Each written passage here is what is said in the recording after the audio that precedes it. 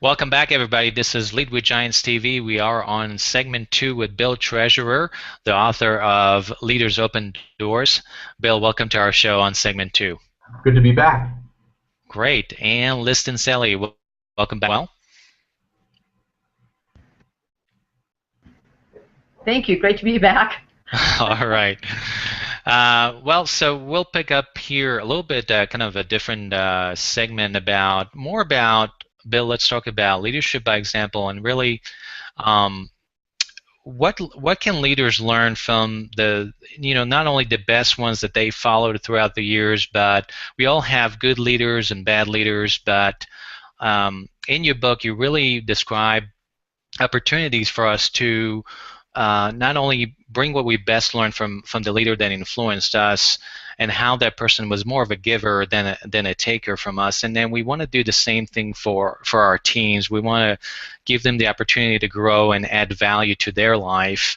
And it's more challenging nowadays with doing more with less. Many executives and leaders are very focused on the bottom line and profits. Our economy is moving up slowly. What do you suggest? How do we give rather than take? How do we become those leaders that can create value? I think that one of the things that you can do if you have direct reports is meet with your people one-on-one to talk about them. Too often or as part of our job, we're supposed to, meet with them to tell them the goals and to direct their work and to check in on their progress. All that's important. But meeting with them to talk about their aspirations. What are their goals? Where do they want to end up in their career? What do they want to get out of the experience of working with you and for you? Take an interest in that, and that's all that conversation needs to be. Then don't layer on it what you need them to get done on your behalf. Just take an interest in them. And then as you find and scan the landscape within the organization for opportunities, think, how could this opportunity help that person get to where they need to go and still further the goals of the organization or the department. So you want to be constantly for opportunities that match what this person has told you that how they want to grow.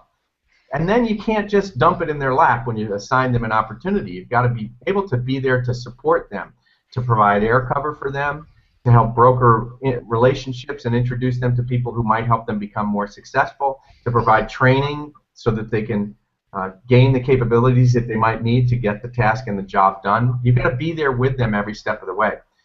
And then leaders lead.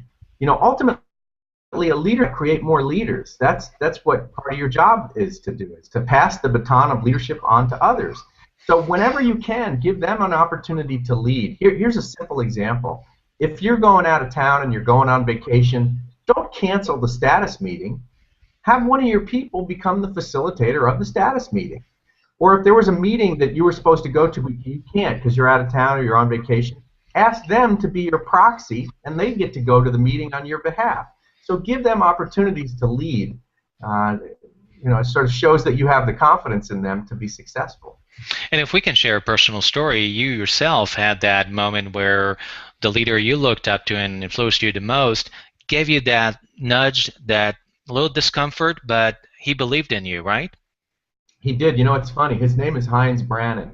I didn't share that in the first edition of the book, and when I gave him the book, he told me that going forward that I'd be welcome to use his name. So his name was Heinz Brannon, and he was a boss of mine at Accenture when I worked back then before I started the company. And Heinz, I had after working with him for 3 years, I revealed something to him I felt compelled to about my own life that was sort of private, and he was kind of quiet, and I almost felt like, did I make him too uncomfortable by telling him that?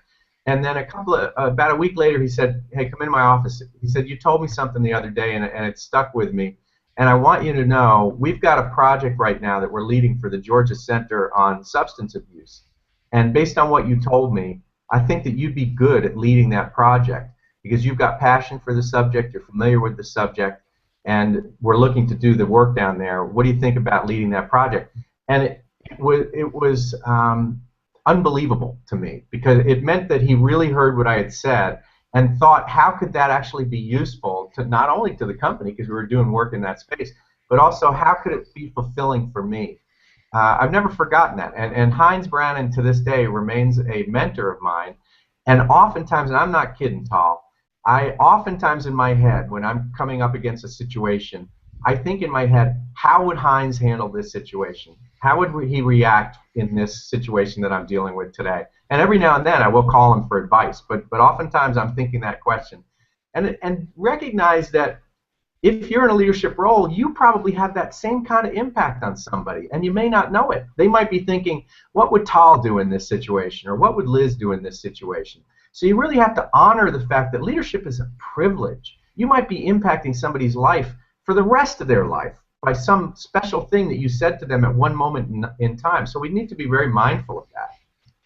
And it's a key point that sometimes we take for granted, and I kind of see that sometimes with my own leadership is that you kind of get into certain routine with your job and your leadership and management, and you tend to take a lot of things for granted. Where at the end of the day, someone is really looking up to you, and what you say and how you behave makes a huge impact.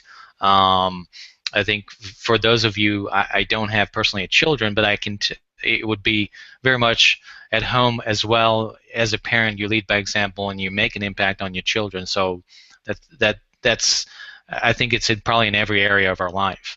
And it's for better or for worse. And, my brother my brother told me a story. He said he was driving to work and he got cut off in traffic and he went, "Ah!" He said a swear word.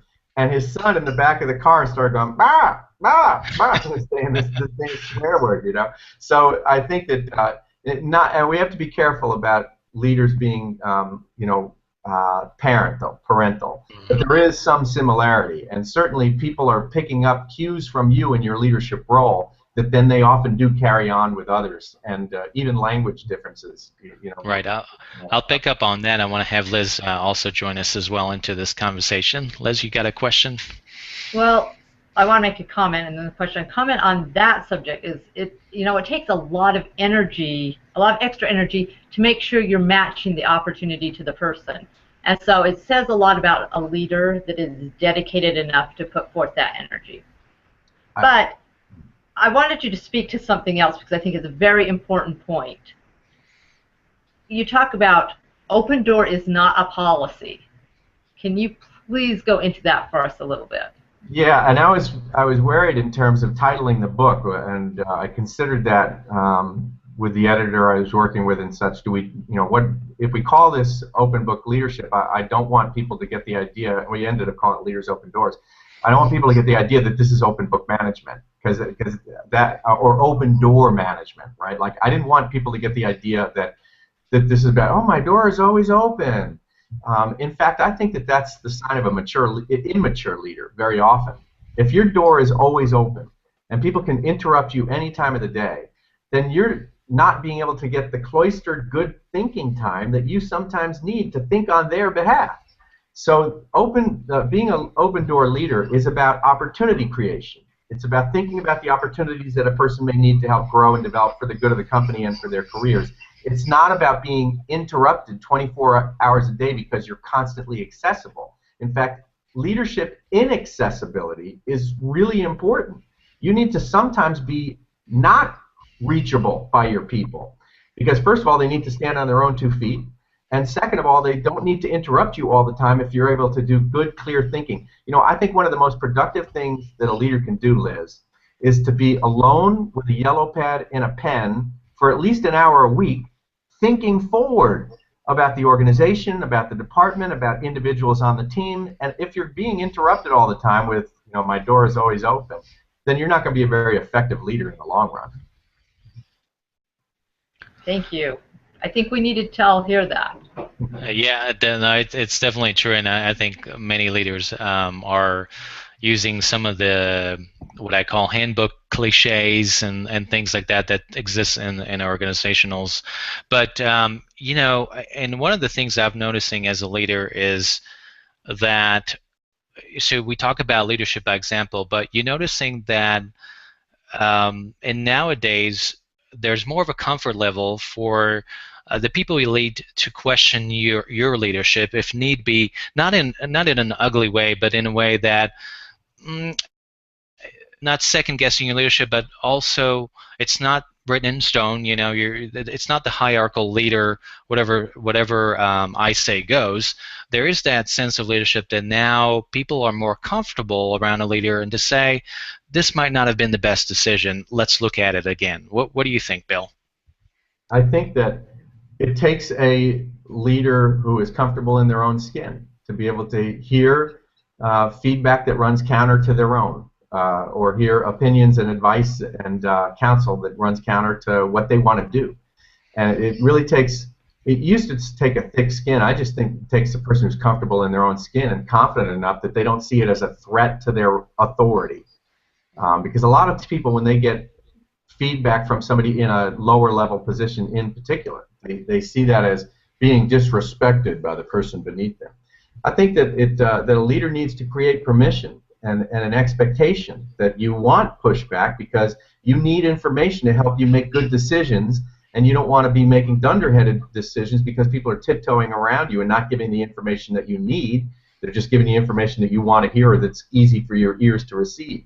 So, but you've got to, if you create the expectation with your people, you've got to give them coaching on how to do that. How can they disagree with you without being disagreeable? How can they disagree with you without being disrespected? And it's typically the same stuff that you would want, right? You don't want them to come to you and do it in front of the entire team. You don't want to do it when you're fully stressed about something else. You don't want to be, sucker punched with it. You want this feedback in a way that you can digest it and absorb it. So you've got to give them coaching on how can they disagree with you in a way that you'll receive it. It's very helpful advice because you're creating a constructive dialogue on setting the expectations on taking the journey together, as you've mentioned and alluding so much in your book, Leaders Open Doors, is that this journey is for us to be taken together, and we all have the responsibilities as an executive or owner of a company, but at the end of the day, it's just you can't do it alone, and you need people to be behind you, and even, as you articulate nicely, is kind of grow their wings and just be there and grow them as well. Yeah, you've got to take people with you. I see a lot of people, do a considerable amount of executive coaching, and one thing that really trips up a lot of careers, that really plateaus people so that they don't climb any higher, is that they don't bring people with them when they're in a leadership role. They just sort of go out in front, and then they start dictating what people are going to do, and people reluctantly comply with what they're saying, but they don't come with their hearts and their minds and conviction because the leader didn't bring them with them. They sort of dictated what's going to happen. And so a good leader will attend to their people and recognize that, we get so fixated on results when we're a leader. We're judged on, do we get good results? But if we're like, give me another golden egg, give me another golden egg, give me another golden egg, and we're not treating the goose well that lays the golden egg, that, I think sometimes we obsess so much about results as a leader that we forget that the means to the results is always people.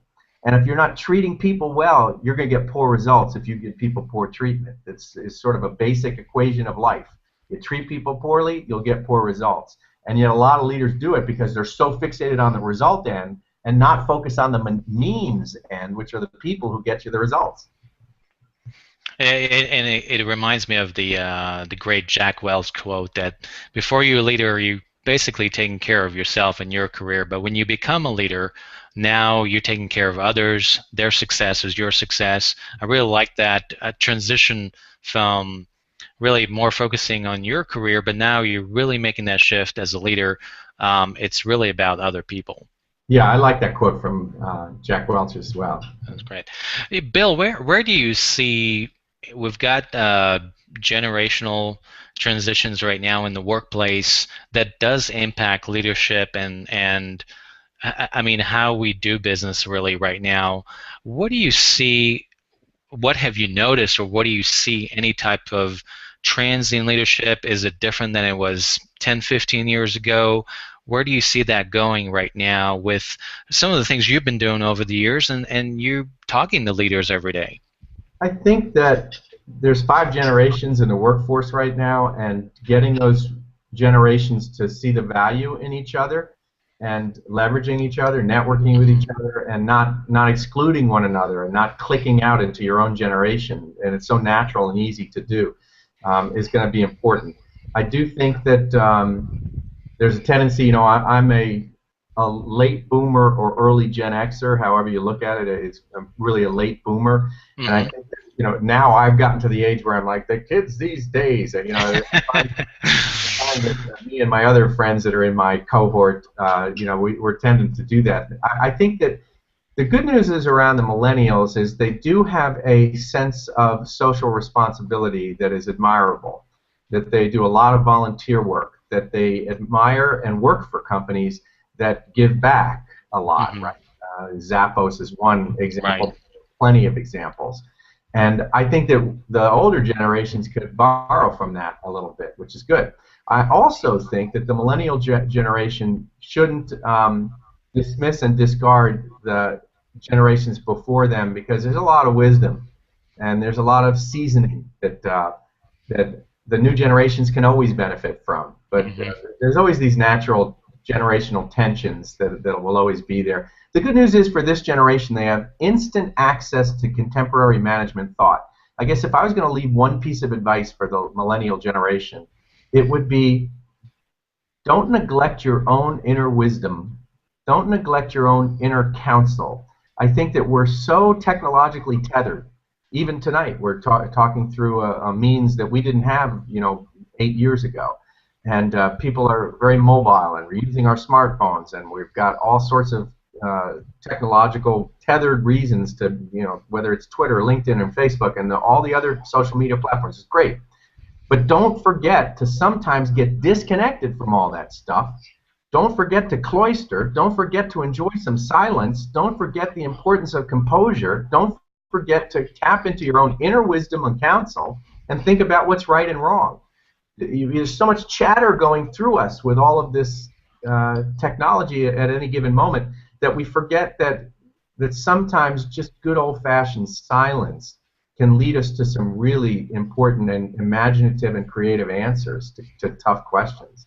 No, you're right, and I think that just the importance of slowing down, reflection. I really like some of the companies like Google and some of the other companies that incorporate actually meditation and yoga in their corporate environments to allow people to be productive and disconnect from just emails, phones, whatever you want to call it. I think it's critical because there is a lot of noise, and people kind of got accustomed to that over the years, but you are doing more with less, whether you think about it or you don't.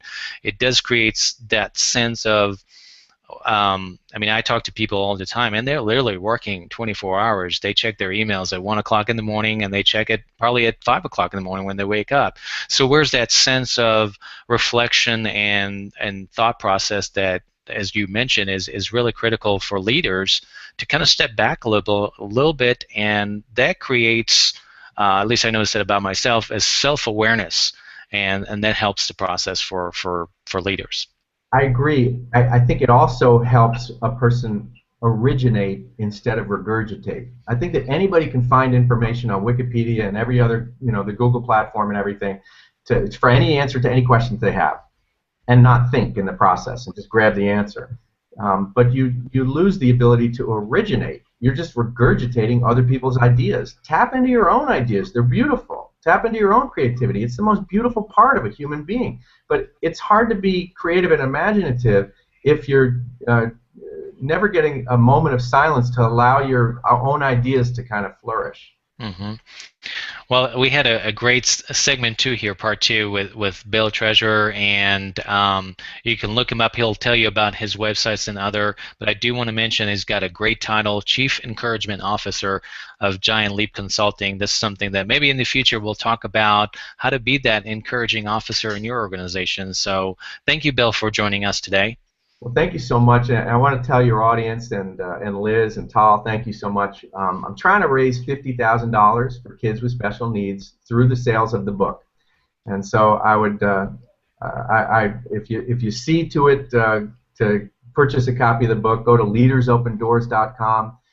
It includes, the epilogue now includes 10 submissions by people like Ken Blanchard and Jim Kouzes and Jack Zenger. and Bev Kay and leadership luminaries about leaders who opened the doors for them, and that's just the last chapter of the book, so I think it's worth it. So consider going to leadersopendoors.com or your favorite online retailer or bookstore and get a copy of Leaders Open Doors. Great. Liz, thank you so much for joining us as well this evening. Thank you for having me. Great as always. All right. Great. Well, thank you, and we will be sure to post these videos for you in the community, Lead with Giants community, for you guys out there. I'm not sure if you're in the middle of dinner or whatnot, but we'll be sure to post them for you. So thank you so much. Thanks.